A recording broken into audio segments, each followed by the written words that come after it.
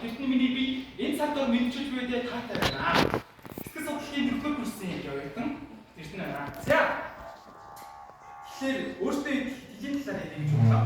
Тэгэхээр яг миний амьдралын цаана хэсгийн талаар 3 минут маш хэлцгаая гэж би бодлоо.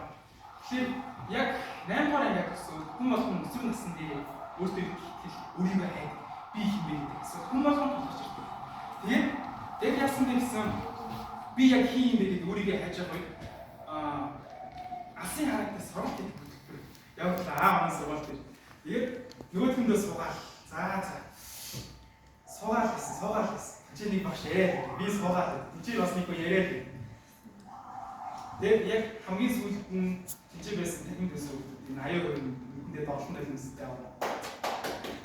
Чийсэн. Тэгээд яг тэр үед би 8 дугаар ангид нэг алтан медалгүй, нэг мөнгө медалгүй, нэг хөл медалгүй. Ер нь би ямар луусер юм бэ гэдэг. Өөртөө амар бодчихсон. Хүмүүс тийм үе байдаг шүү дээ. Би чадахгүй. Би яах вэ? Би юу нэрийдэд амжилтанд хүрэхгүй. Би яг ямар хүн болох вэ? Тэгээд яг юу болсон бэ гэсэн чинь тэр сургалтын дараа би за би энэ сургалтанд явъя. Тэр үед сургалтын төлбөр сая 10,000 үзээ. 10,000 8 дараагийн хүүхдээ амар их. Энэ спонж 10,000 болохгүй шүү гэхээр үнэхээр таарсан. Изаа яаж байгаа юм? Өмнө шиг гэл хурж ичээ би чадахгүй. Тэр чи яаж чадчихна гэх.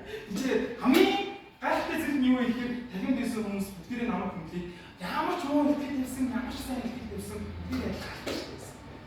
Тэгэл хичээгээд байсан 12 дугаар ингээд өсвөйдээ би ямар ч байсан тодорхой хэмжээний өөрийгөө илэрхийлэх чадвартай өөртөө итгэлтэй тийм дайчин нэг юм болж ирсэн. Тэгээд оюутан болсноос хойш яг үндэ 4 жилийн дараа анх удаа энэ дээр гарч ийн үнхээр их сандарч ийн ер нь та бүгдээрээ өөртөө итгэлтэй байгаа гэж хэлмээр байна. Тэгээд хамгийн сүүлд нь юу гэж хэлэх вэ гэхээр амьдрал маш олон асуудал гарч ирдэг. Маш олон физиологийн асуудал, маш олон одоо гэр бүлийн асуудал, харилцааны асуудал, хайр.